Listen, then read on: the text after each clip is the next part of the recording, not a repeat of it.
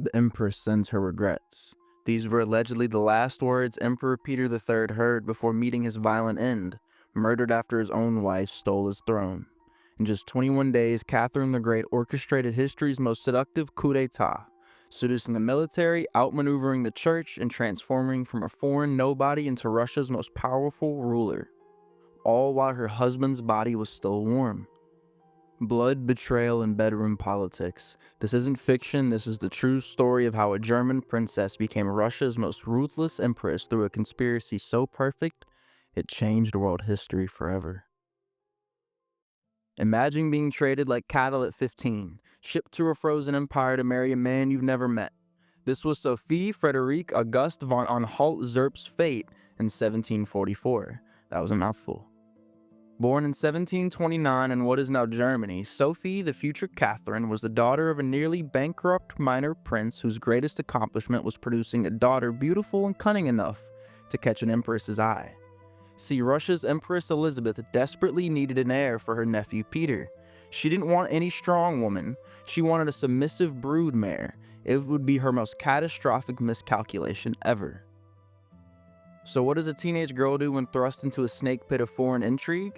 Catherine later wrote, "I resolved to do whatever was necessary and to employ all of my intelligence to make myself most agreeable to this new country." Whatever was necessary indeed. While other foreign princesses might have withered, Catherine was transforming herself. She learned Russian while suffering from pneumonia so severe doctors performed multiple bleedings. She converted to Russian Orthodoxy against her father's wishes, changing her name to Catherine, and studied everything from Russian military history to Orthodox mysticism. But Catherine's marital bed was a battlefield of humiliation. Peter was described by his own courtiers as a strange man-child with the mind of a toy soldier and the libido of a corpse. On their wedding night, he declared with utter indifference, "My Holstein officers are waiting for me," and abandoned her for his military figurines. One courtier wrote privately, "The Grand Duke plays with his dolls while his wife plays with the empire's future." Prophecy has rarely been seen so accurate.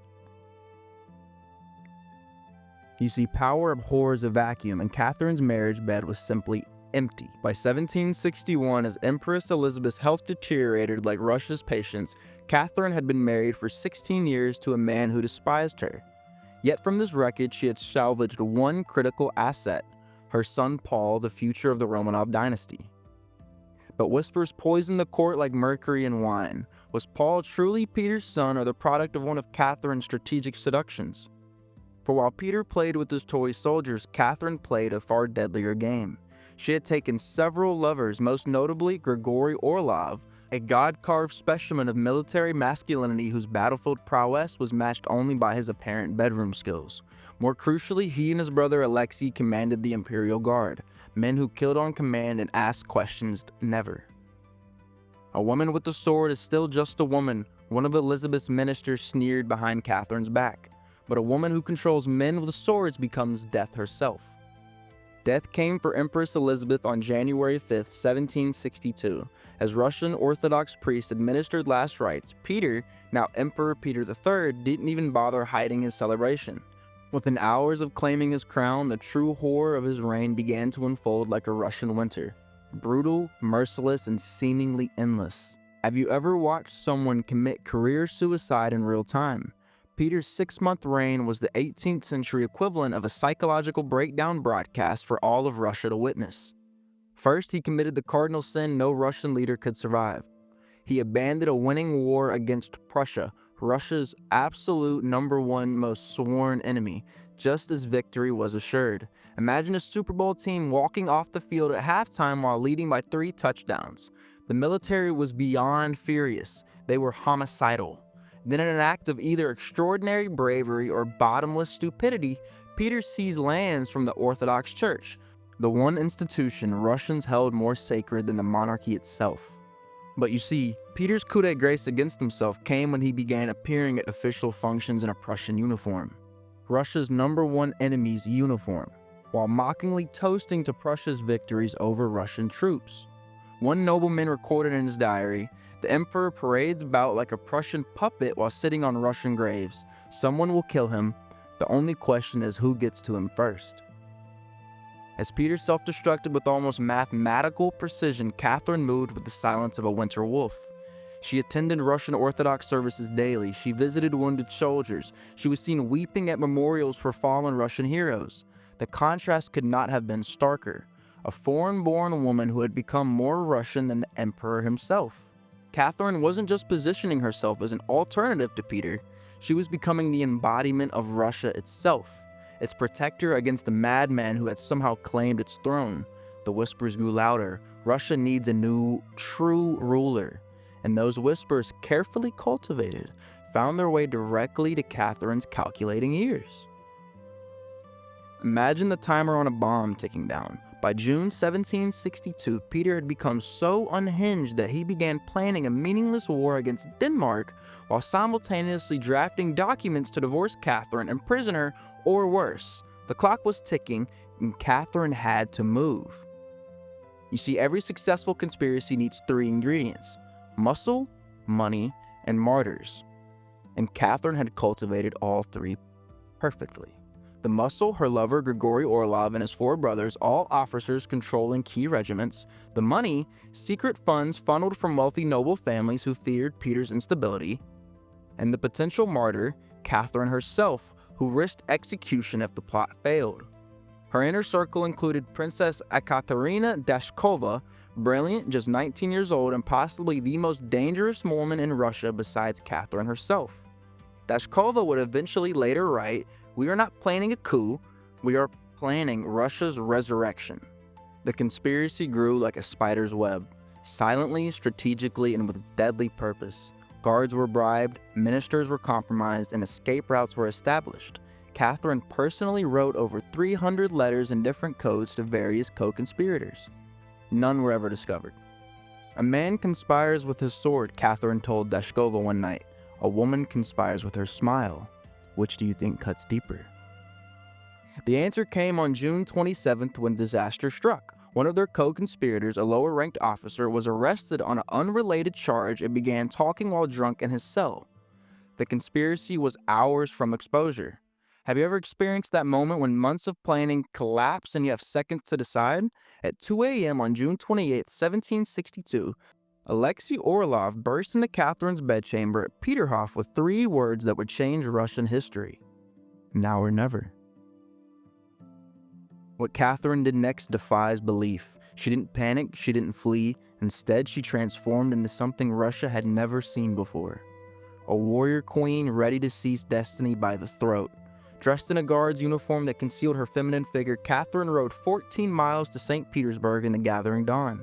No ordinary princess would dare such a gambit. But Catherine was playing chess while Peter remained oblivious, still sleeping off his drunken stupor. The coup's first moments balanced on a knife's edge. As Catherine arrived at the Izmailovsky regiment barracks, everything depended on whether common soldiers would back a foreign woman against their anointed emperor.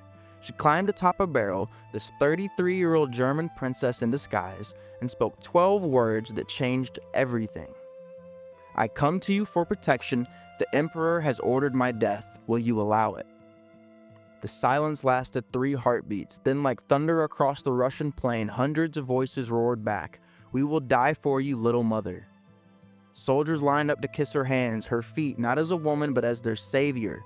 From that moment, events accelerated with the unstoppable force of an avalanche. By noon, 2 more regiments had pledged complete loyalty. By afternoon, the church, reading the winds of history, proclaimed Catherine God's chosen vessel for Russia's salvation.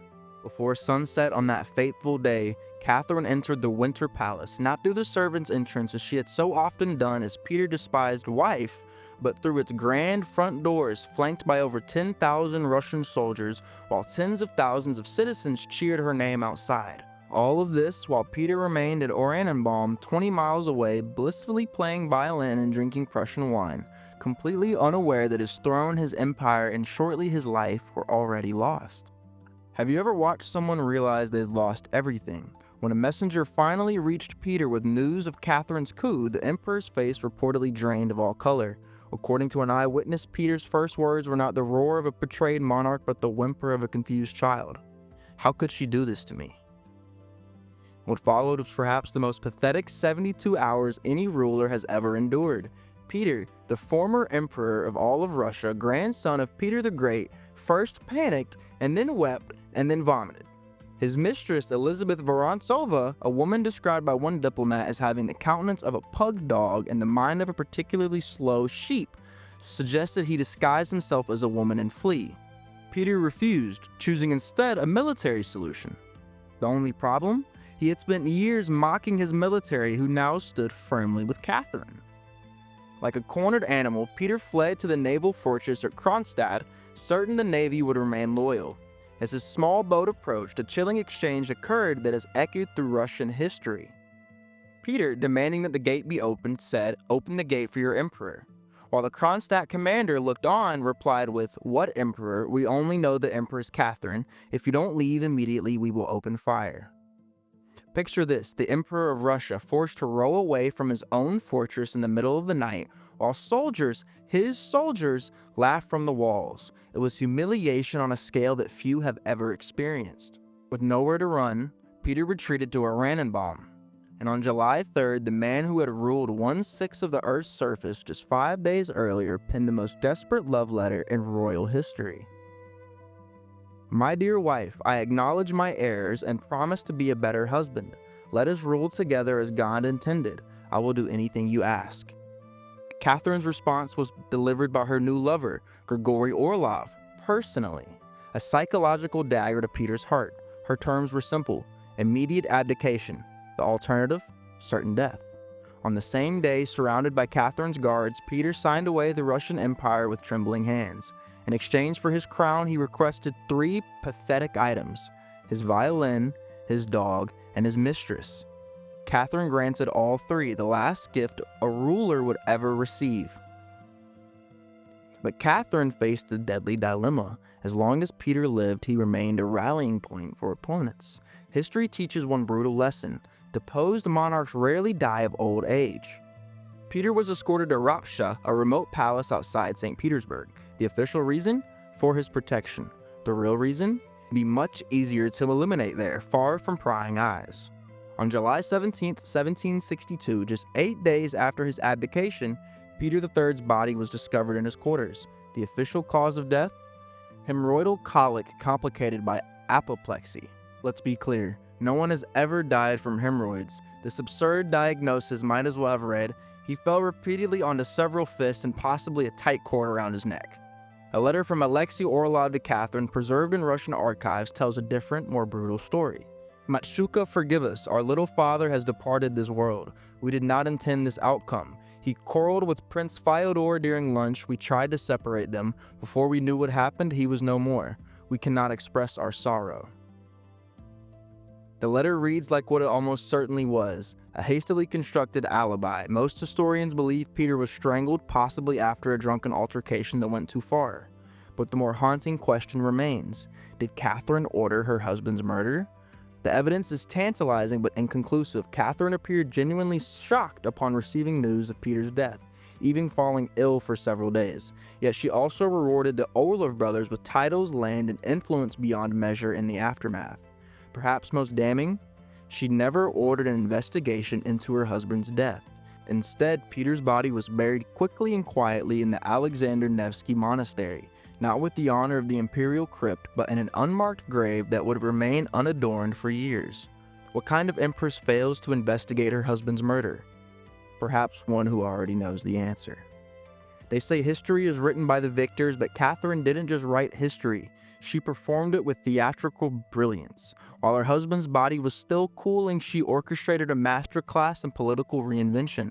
Within hours of Peter's death, Catherine appeared in public dressed in the uniform of the Preobrazhensky Guards, the elite regiment that had been instrumental in her coup. But this wasn't just fashion, it was messaging. The military stands with me. Challenge me at your own peril. Have you ever watched someone convert a scandal into a triumph? In her official manifesto to the Russian people, Catherine pulled off perhaps the greatest political spin in 18th century history. Peter wasn't murdered, he was struck down by the divine providence after plotting to destroy the glory which Russia has acquired with its blood. Those were both direct quotes. The usurper had become the savior. The foreign princess had become Russia's protective mother. The adulteress had become the moral guardian of an empire she wasn't even native to. On September 22, 1762, as autumn painted Moscow gold, Catherine was crowned Empress of Russia in a 5-hour ceremony of staggering opulence. 8,000 soldiers lined the route to the Kremlin. The crown alone contained 4,936 diamonds and weighed almost 5 pounds. So heavy that Catherine later complained of neck pain constantly. But this physical burden was nothing compared to the political one. She was 33 years old, a foreigner who had stolen the throne with no legitimate claim to rule, surrounded by potential enemies including her own son Paul, the rightful heir. "I walked into that cathedral as Sophie from Germany," she later confided to a friend. "I walked out as Catherine of Russia. The transformation was so complete that sometimes I no longer recognize myself." The transformation extended far beyond her person. Within months, Catherine reversed Peter's most disastrous policies with surgical precision. She restored lands to the church, abandoned the unpopular war with Denmark, and made an elaborate public show of her demotion to orthodoxy, despite remaining a rationalist in private. But perhaps her most brilliant maneuver was her treatment of her son Paul, the legitimate heir whose existence continuously undermined her absolute authority. Where a crueler ruler might have eliminated this threat, Catherine chose a subtler approach.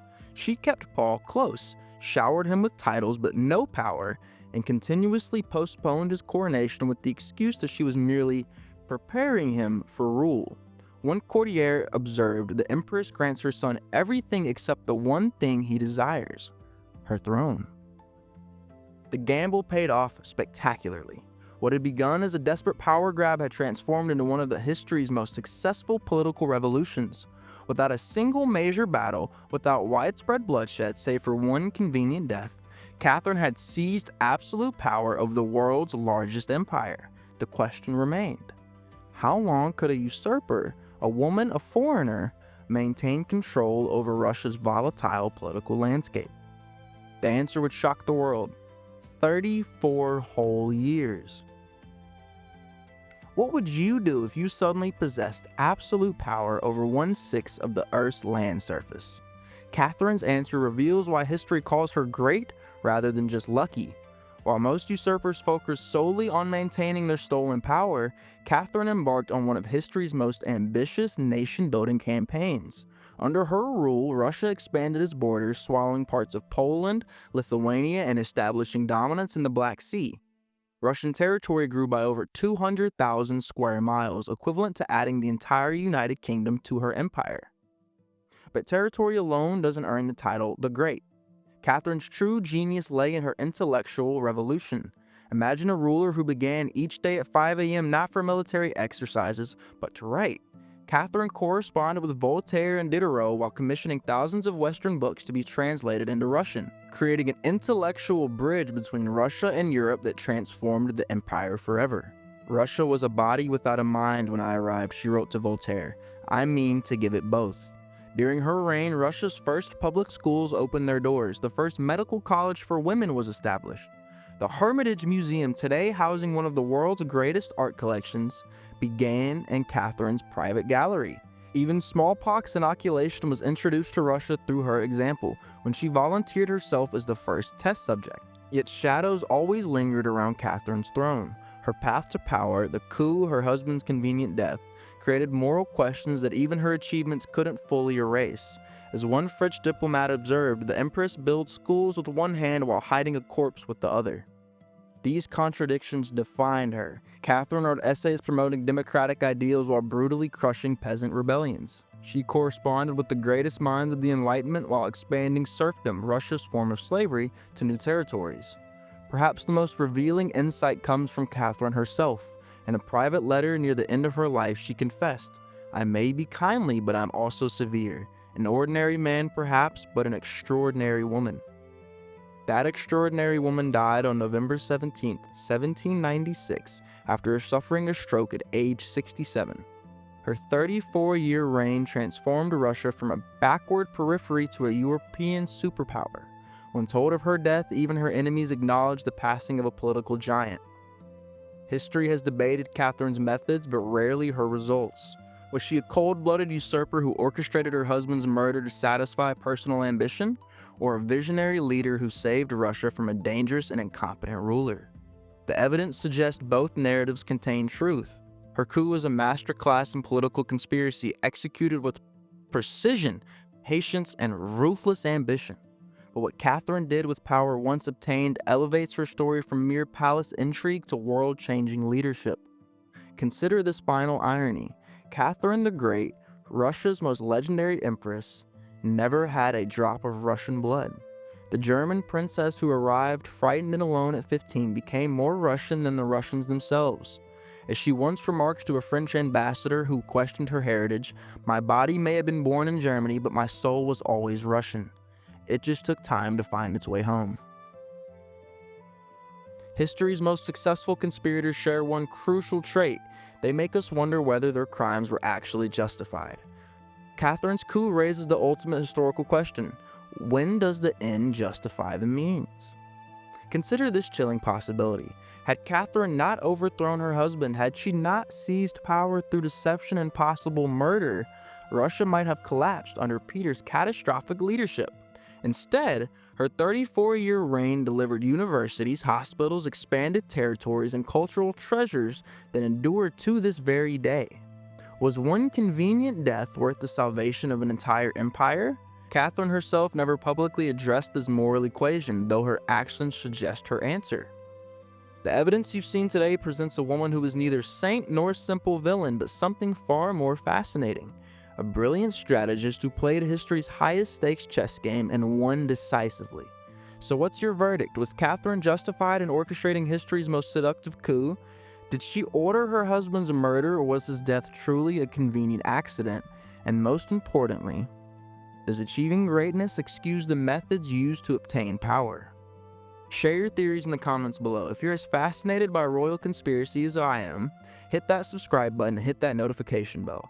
Tomorrow we'll unravel another royal mystery, but until then, remember Catherine's own words: "I may be forgiven or I may be condemned, but I will never be ignored."